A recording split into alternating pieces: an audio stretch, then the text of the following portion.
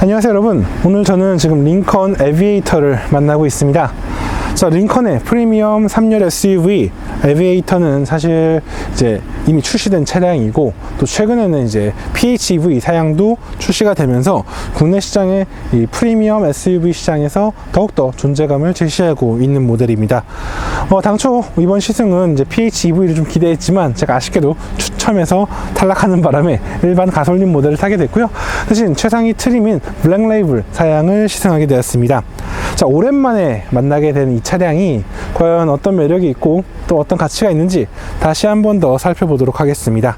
다만 그리고 오늘은 이제 시승행사다 보니까 실내 공간의 디테일이나 이런 여유보다는 전체적인 주행 성능과 주행 시의 필링, 이런 부분을 중점적으로 설명드리도록 하겠습니다.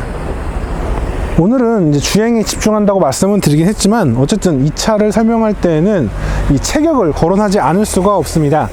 5065mm의 긴 전장과 2020mm의 전폭, 그리고 1760mm의 전골은 정말 우람하고 대담한 이 3열 SUV의 가치를 효과적으로 제시하고 있다라고 설명드릴 수 있겠습니다. 여기에 휠베이스 역시 3025mm에 이르면서 정말 넉넉한 실내 공간, 그리고 만족스러운 3열 공간을 제시하고 있다라고 설명드릴 수 있겠습니다. 다만 아쉬운 점이 있다면 공차 중량이죠. 실제로 공차 중량이 2395kg으로 상당히 무거운 편에 속합니다. 그렇기 때문에 앞으로 이어지는 주행 등에 있어서도 이 무게감에 대한 이 필터링 혹은 제어, 이것이 이 에비에이터의 가치를 판단을 할 수 있는 중요한 요인이다 라고 설명드릴 수 있겠습니다. 간단하게 에비에이터의 디자인을 살펴보도록 하겠습니다. 자, 블랙 레이블 사양이다 보니까 굉장히 화려하고 대담한 연출이 돋보이는 프론트 그릴 시선을 끌고 있고요. 여기에 이제 이 아주 단정하게 그려진 헤드라이트는 최근에 링컨 패밀리 룩을 잘 보여주고 있다라고 할 수 있겠습니다. 영상에서 보시면 아시겠지만 굉장히 우람하고 넉넉한 체격을 갖고 있다 보니까 전고가 높음에도 불구하고 굉장히 넓고 낮게 이 이미지를 연출하고 있습니다. 여기에 측면을 보게 되면 굉장히 유려한 이 투어러의 감성을 제시하고 있습니다. 사실 SUV가 아니고 거의 밴 모델이라고 하더라도 믿을 수 있는 아주 길쭉하고 능숙한 이런 모습을 보여주고 있죠. 특히 이 루프라인이 굉장히 길게 그리고 균형감 있게 이어지기 때문에 이 실내 공간의 가치를 높이고 있다라고 설명드릴 수 있겠습니다. 이어서 후면 디자인은 이 일체형 리어 램프를 적용을 하면서 굉장히 넓은 전폭을 효과적으로 제시하고 있고요. 엠블럼이 아닌 이렇게 링컨 레터링을 새겨서 차량의 그리고 브랜드의 정체성을 더욱더 명확하게 제시하고 있다고 할 수 있겠습니다. 전체적으로 굉장히 수평적인 디자인을 강조하고 있기 때문에 차가 높아 보이기보다는 굉장히 좌우로 안정적이게 펼쳐져 있는 그런 이미지를 제공하고 있다라고 설명을 드릴 수 있겠습니다. 이어서 에비에이터의 실내 공간을 살펴보도록 하겠습니다. 가장 먼저 눈길을 끄는 건 역시 굉장히 고급스럽고 대담하고 화려하게 연출되어 있다는 이미지를 받을 수 있다는 것입니다. 실제 디지털 클러스터 기반의 계기판이 적용되어 있고요. 스티어링 휠도 이제 컬러의 대비를 통해서 굉장히 고급스럽고 세련된 이미지를 연출하고 있습니다. 그리고 피아노 버튼 타입의 이 기어 시프트 패널을 적용해서 이 센터 터널을 굉장히 깔끔하게 연출했다라는 점도 인상적인 부분이고요. 다만 좀 아쉬운 게 있다면 요 공조 컨트롤 패널 부분이 좀 생뚱맞은 컬러 배치가 되어 있다는 말이죠. 물론 대시보드 상단에 비슷한 디테일이 더해져 있는 건 사실이긴 한데 이 센터 터널의 연출이 조금 어색하게 느껴지는 건 사실입니다. 여기 인포테인먼트 시스템은 굉장히 큼직한 디스플레이 패널을 가운데에 배치를 해서 이 균형감을 제시하고 있는데 사실 이게 운전석에서 바라보기가 시야각은 나쁘지 않은데 뭔가 조금 어색한 느낌이 좀 있어요. 그래서 저는 운전석을 향해서 조금만 비틀어줬으면 어땠을까 라는 생각이 들고요. 그리고 이제 링컨의 자랑이라고 할 수 있는 퍼펙트 포지션 시트였나요? 네, 이 시트가 장착되어 있어서 굉장히 쾌적한 공간을 제시하고 있고요. 레그룸 넉넉한 편이고요. 다만 좀 아쉬운 게 있다면 드라이빙 포지션, 그러니까 시트 포지션이 좀 높은 편이어서 체격이 큰 분들은 헤드룸이 그렇게 넉넉하지 못하다라는 걸 좀 느끼실 수 있을 것 같습니다. 하지만 전체적으로 굉장히 고급스럽고 링컨 브랜드의 자존심을 세울 수 있을 정도의 감성은 충분히 제공하고 있다라고 설명을 드릴 수 있겠습니다. 에비에이터의 2열 공간과 3열 공간은 정말 쾌적하다라고 할 수 있겠습니다. 실제 넉넉한 휠 베이스 그리고 고급스러운 시트를 통해서 쾌적한 2열 공간을 제시하고 있고요. 특히 2열 시트가 이렇게 캡틴 시트로 분리되어 있고 중앙에 큼직한 암레스트 및 적재 공간이 마련되어 있어서 상당히 여유로운 공간을 누릴 수 있다라고 설명드릴 수 있겠습니다. 이와 함께 이제 2열 시트를 잡으면 이제 3열 시트가 드러나는데, 아무래도 이제 정통 3열 SUV라기보다는 이제 대형 SUV이기 때문에 3열의 공간이 아주 쾌적하다라고는 할 수 없겠지만, 그래도 시장에서의 다른 경쟁 모델들에 비해서 충분히 만족스러운 공간을 확보했다라고 설명드릴 수 있겠습니다.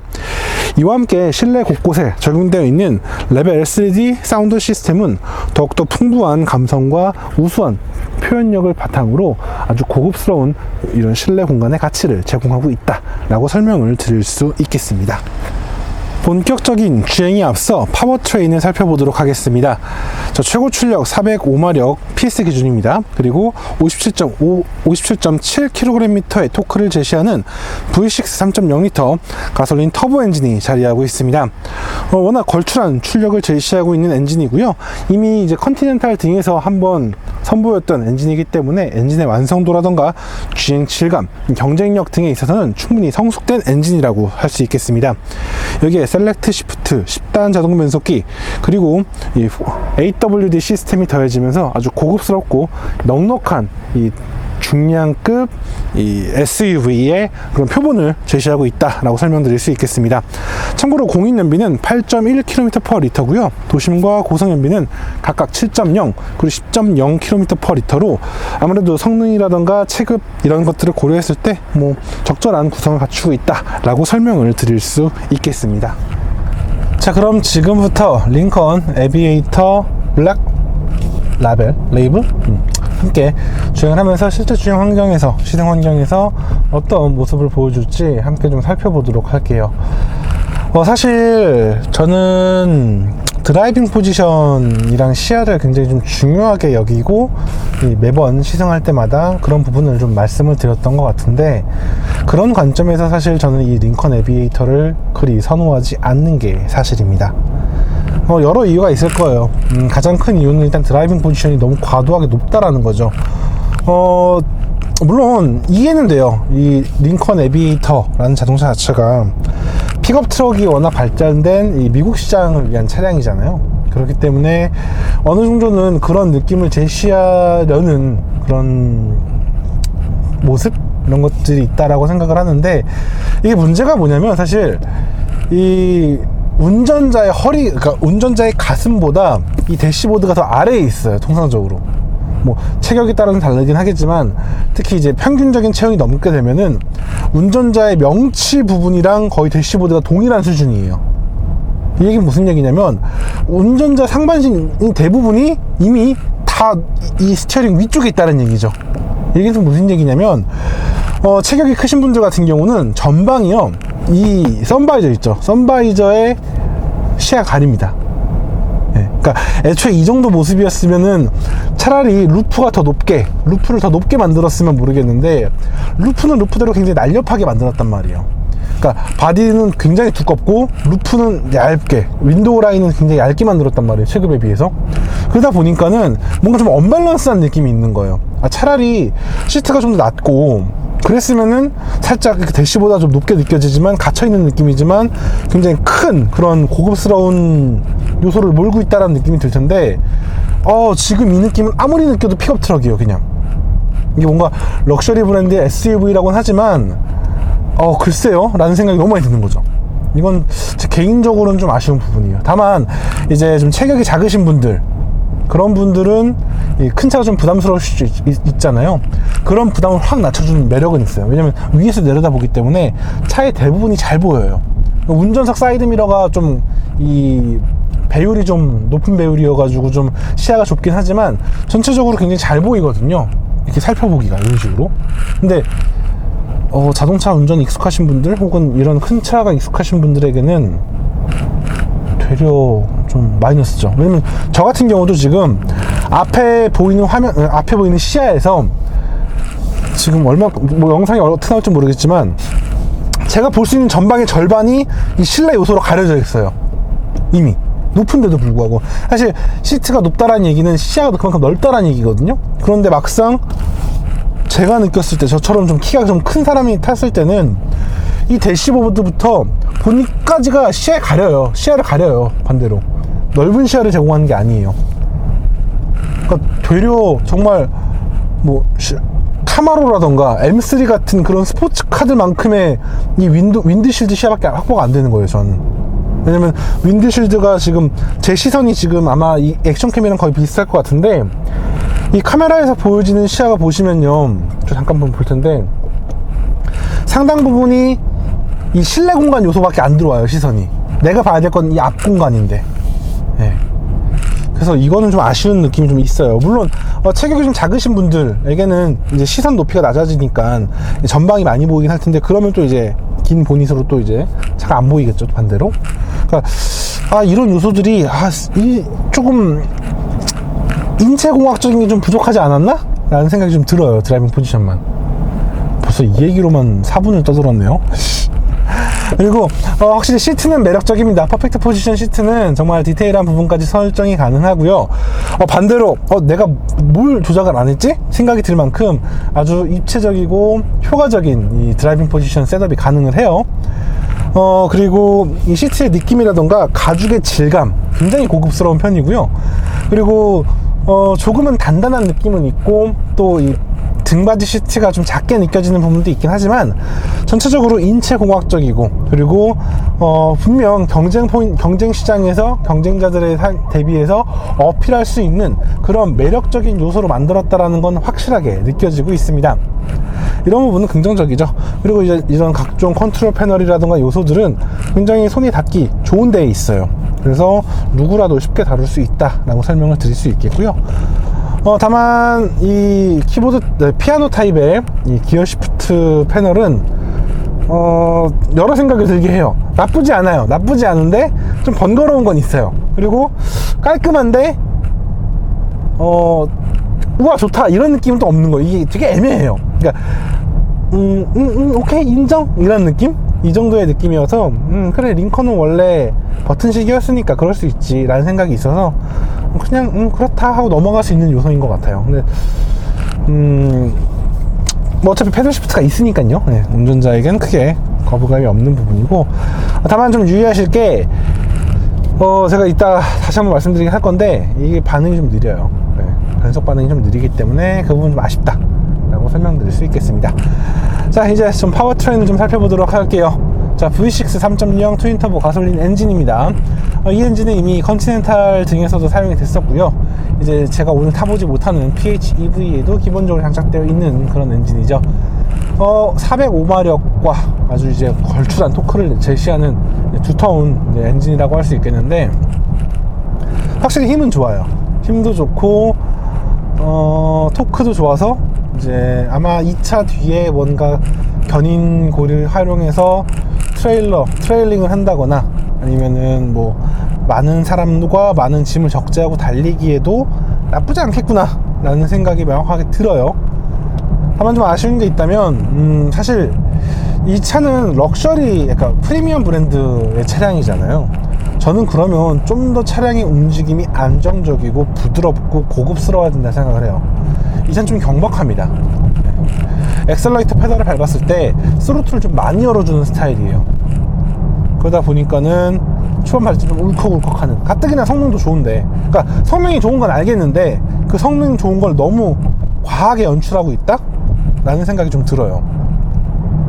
그렇게 안 해도 되는데, 그렇게 안 해도 충분히 이 차의 성능을 느낄 수가 있는데 좀 아쉬운 모습이 있다 라고 설명을 드릴 수 있을 것 같고요. 실제로 이렇게 엑셀레이터 페달 받아봐 이런 식으로 좀, 네. 그래서 실제로 좀 안정적인, 그러니까 그동안의 전통적인 프리미엄 뭐 자동차들을 사셨던 분들은 이 차를 사시기 전에 좀 자신의 엑셀워크에 대한, 그러니까 엑셀레이터 페달 조작에 대한 숙련도가 어느 정도인지 좀 인식을 좀 하셔야 될 것 같아요. 그러니까 우리 보통 그 레이스나 아니면 자동차 주행 같은, 그러니까 이니셜 D 같은 그런 스트리트 레이싱 만화들을 보면은 엑셀레이터 페달을 굉장히 섬세하게 여러 단계로 나눠서 조작하라고 하잖아요. 이 차는 그게 꼭 필요한 차예요. 네. 그렇게 안 해도 힘이 워낙 좋아서 그냥 부드럽게 연출됐을 것 같은데 라는 생각이 좀 드는데, 뭔가 아무래도 이제 체감되는, 확 와닿았을 때 이거 좋다, 이거 세다, 힘 좋다 라는 느낌을 좀 강조하기 위해서 좀 그런 세팅을 하지 않았나 싶어요. 근데 힘이 좋아서 굳이 안 그래도 됐을 텐데 라는 생각이 좀 드네요. 어쨌든 힘이 워낙 좋아서 발진 가속도 그렇고요, 추월 가속도 굉장히 우수한 편이고요. 그리고 이제 고속주행에서도 굉장히 편안합니다. 실제로 저는 이 차가 가장 매력이 돋보일 때가 고속주행이에요. 지금 제가 이제 올림픽대로를 타고 있어가지고 80km에서 90km 왔다 갔다 하고 있긴 한데, 사실 이 차는요 시속 100km 이상, 그러니까 고속 크루징에서 굉장히 매력적입니다. 이 크고 무거운 차체를 굉장히 안정적으로 활용할 수 있는 순간이기 때문이죠. 그래서 실제로 저도 이 차를 예전에 시승했을 때 좀 많이 높은 속도로 좀 고속도로를 좀 달려본 적이 있었는데, 이 차가 이럴 때 매력이 있구나 라는 생각이 들더라고요. 실제 제 아시는 분이 이제 저기 스포츠 선수들 에이전시를 하시는 분인데, 예전에 이런 협상 같은 걸 할 때 이제 미국을 가셨었는데, 이제 그때 이런 에스컬레이드라던가 이런 좀 링컨의 좀 큼직한 이런 차들을 타보면서 왜 이런 차량들이 이런 세팅을 갖고 있는지 알겠다라고 말씀해 주셨거든요. 물어보니까 100마일 크루징을 한다는 거예요. 100마일 크루징. 100마일이면요 시속 160km잖아요. 그러니까 160km를 달리면은 너무 편하다는 거예요, 미국 차가. 시속 160km 달리면서 한 손으로는 햄버거를 먹고 소세지를 먹고 이러면서 한 손으로 운전을 하는, 그러기에 이 에스컬레이드라던가 이런 링컨의 대형 SUV들이 이래서 이렇게 만드는 거구나 라는 그 티가 좀 있다 하더라고요. 그래서 저 역시 비슷한 생각이에요. 사실 이 차는 저속이라던가 이런 도심에서 주행보다는 좀 탁 트인 곳에서 속도를 10분 내면서 달릴 때가 가장 매력적이고 돋보인다 라고 설명을 드릴 수 있을 것 같아요. 실제로 그러려고 만든 차죠, 사실. 그런 부분에서, 왜냐면 이 차는 또 에어 서스펜션이 장착되어 있거든요. 에어 서스펜션이 장착되어 있다 보니까 굉장히 능숙한 효율적인 주행을 보여주고 있고요. 그리고 일단 이 차가 또 변속기가 10단 자동 변속기거든요. 셀렉트 시프트 10단인데 그거죠. 이제 다단화의 매력과 고출력 엔진과 다단화의 변속기의 조합, 뻔하잖아요. 고속 주행에서의 효율성, 고속에서의 편안함, 고속에서의 안정적인 RPM 확보, 이것들이 이제 큰 특징이라고 할 수 있겠는데, 실제로 지금 제가 지금 시속 한 70km에서 80km 왔다 갔다 할 때도 8단을 물고 가요. 그만큼 이 다단화의 효과는 효율성에 집중하고 있다라고 설명을 드릴 수 있겠고요. 전체적으로 소음은 그렇게 큰 편은 아니에요. 물론 이제 엑셀레이터 페달을 좀 강하게 밟았을 때 그때는 이제 으르릉 거리는 약간 그런 사운드가 있긴 한데, 그게 막 실내로 적극적으로 들어온다거나 모든 탑승자가 느낄 수 있는 그 정도 수준은 아니고요. 운전자에서만 좀 느낄 수 있는 수준입니다. 그리고 기본적으로 정수성이 굉장히 좋은 편이에요. 그러니까 지금처럼 노면에서의 변화로 인한 소음은 조금 도드라지게 전해지는 건 있는데, 전체적으로 풍절음이라던가 고속주행에서의 그런 잡음? 이런 건 크지 않아요.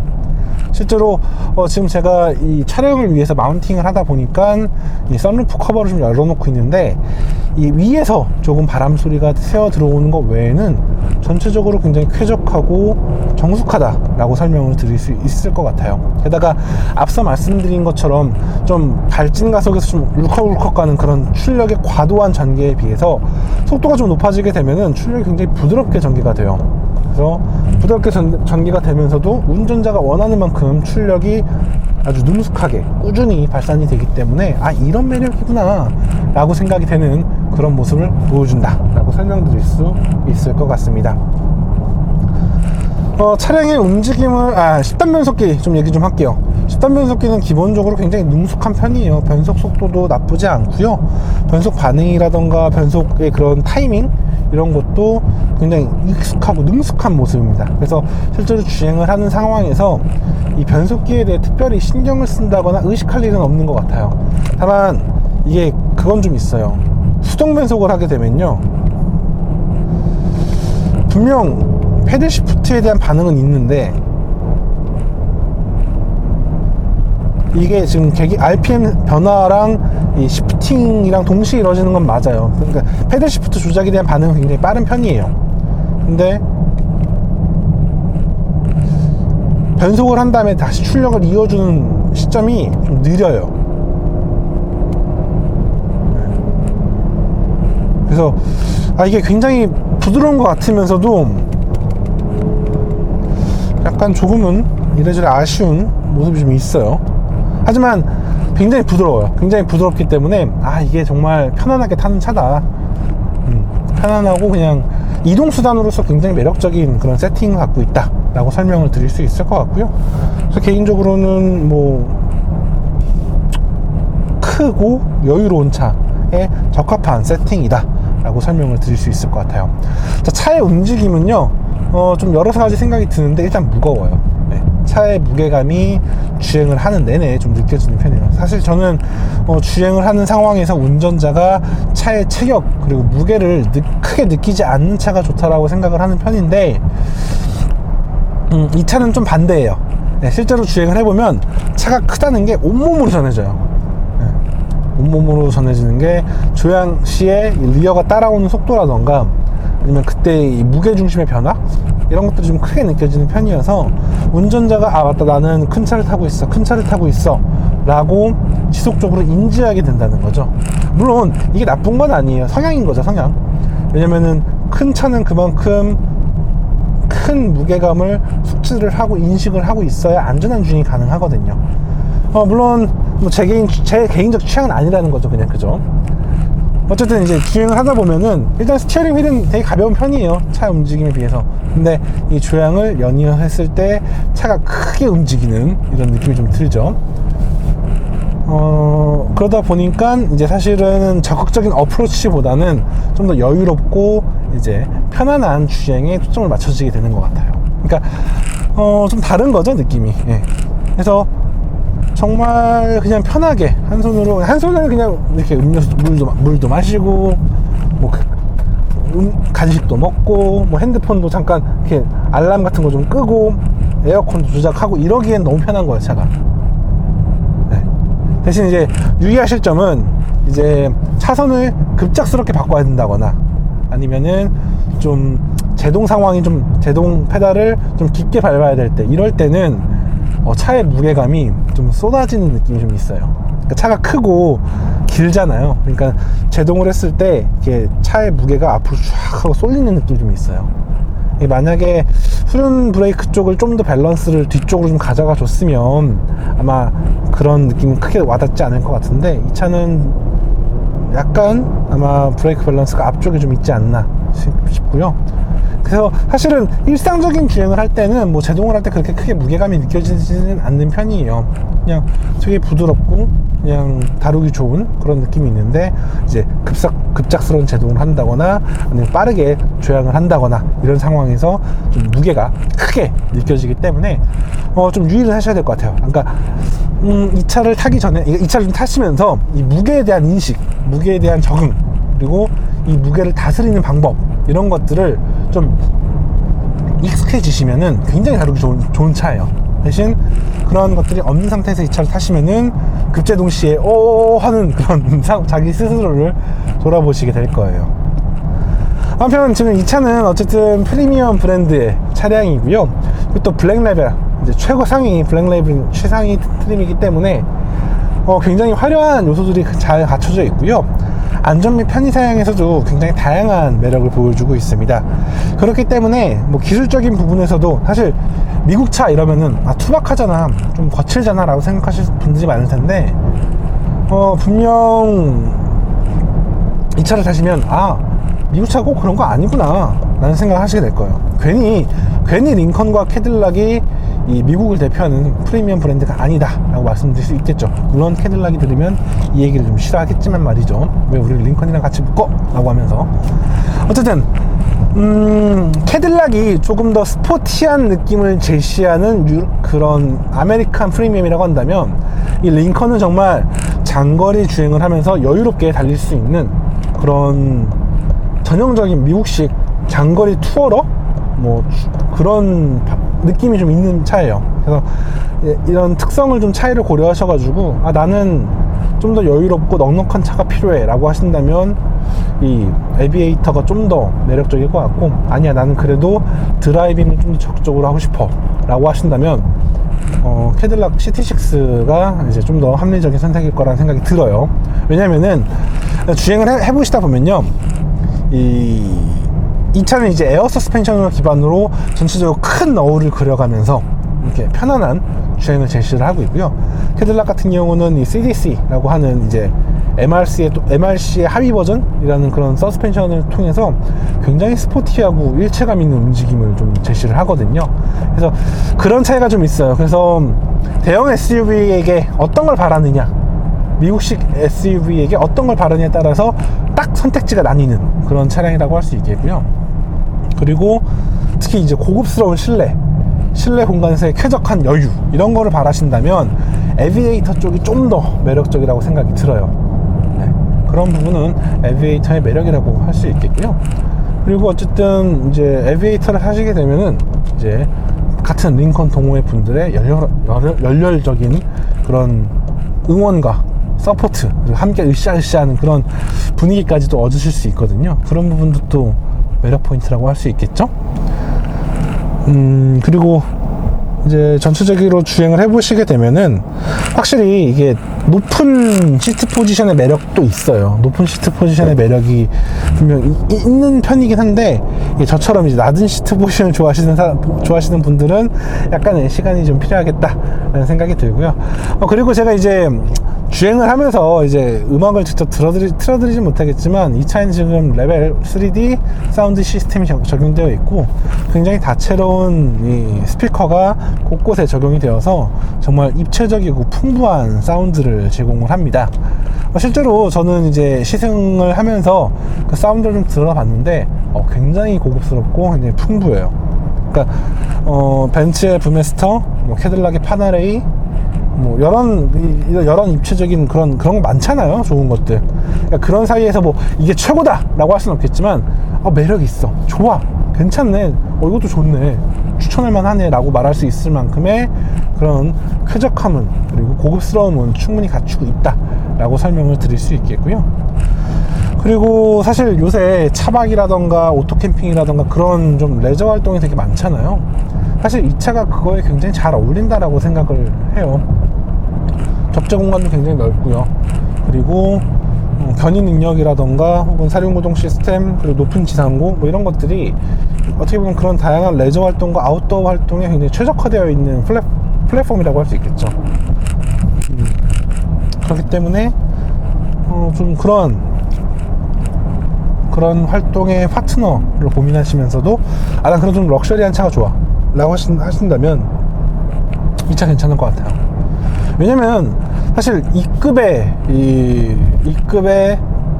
유럽 브랜드의 차를 사시려면요, 거의 2배 가까운 돈을 주셔야 돼요. 네. GLS 어마어마하게 비싸죠. 네. X7도 장난 아닌 가격을 갖고 있고, 레인지로버는 뭐 그냥 말 그대로 2배죠, 그냥 가격이. 그렇기 때문에 이런 여러 가지 요소를 고려해 보면 굉장히 합리적이면서도 퍼포먼스한 영역에서 만족도는 차겠구나 라고 평가를 할 수 있을 것 같아요.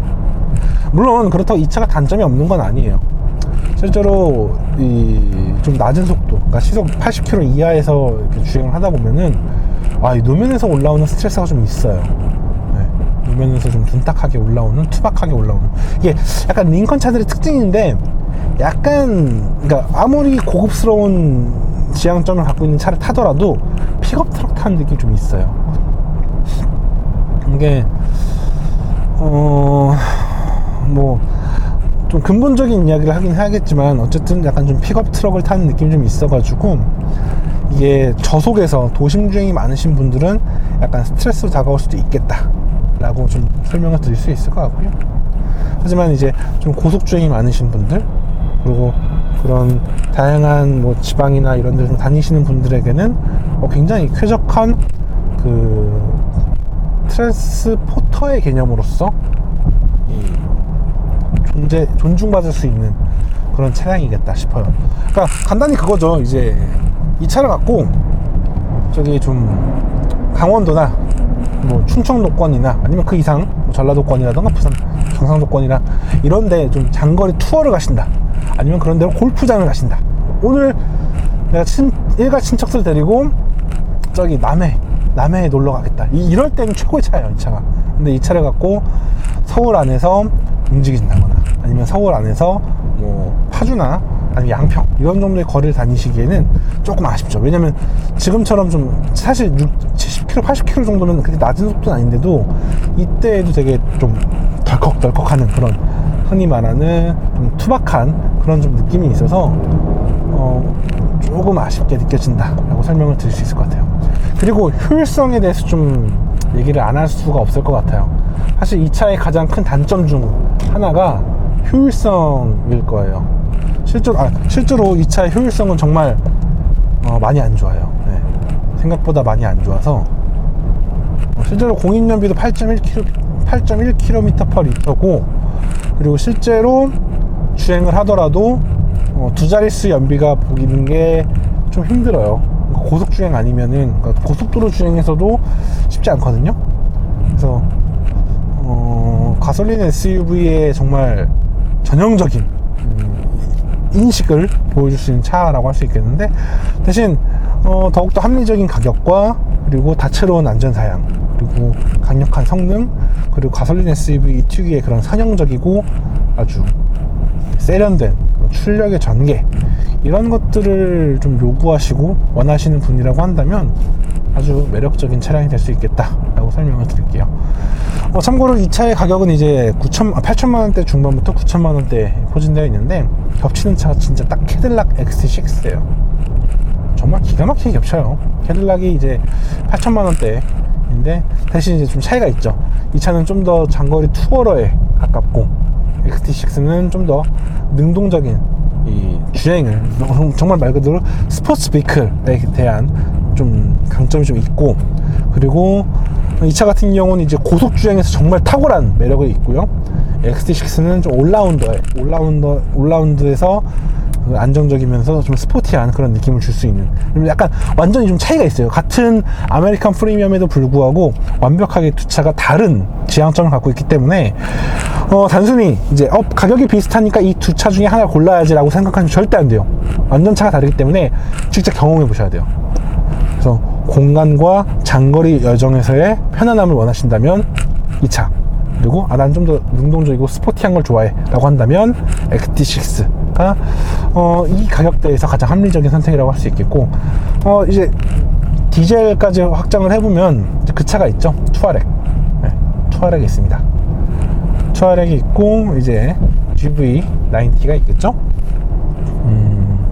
GV90는 절대 22인치 타지 마시고요. 이 투아렉은 좋은 디젤 SUV입니다. 네, 딱 그렇게 구분할 수 있을 것 같아요. 그 세그먼트에서는. 네. 저한테 이거 뭐 살래? 라고 하면 저는 다 안 살 거예요. 왜냐면 저는 SUV를 안 좋아하기 때문에. 하지만 SUV를 좋아한다 라고 하신다면 고려해 볼 만한 차인 것 같아요. 정말 SUV 특유의 그 크고 우람한 체격을 기반으로 하고, 정말 장거리 여정에서, 그리고 넉넉한 적재 공간, 넉넉한 견인 능력, 이런 것들은 분명 외면할 수 없는 아주 큰 매력이기 때문이죠. 자, 여기까지 링컨 에비에이터 블랙 레이블 함께 타봤고요. 사실 평소에 시승보다 정말 많은 이야기를 할 수 있었는데 괜찮았던 것 같아요. 네, 특히 장거리 주행, 그러니까 이게 저속에서의 지금과 같은 이런 좀 투박한 움직임은 좀 아쉽긴 하지만, 정말 장거리 투어러의 개념으로선 정말 매력적인 아메리칸 프리미엄의 가치를 아주 잘 보여주고 있다 라고 설명드릴 수 있을 것 같습니다. 자, 지금까지 카올리 키막스였고요. 전 다음에 또 다른 자동차, 그리고 또 다른 이야기로 다시 인사드리도록 하겠습니다. 감사합니다.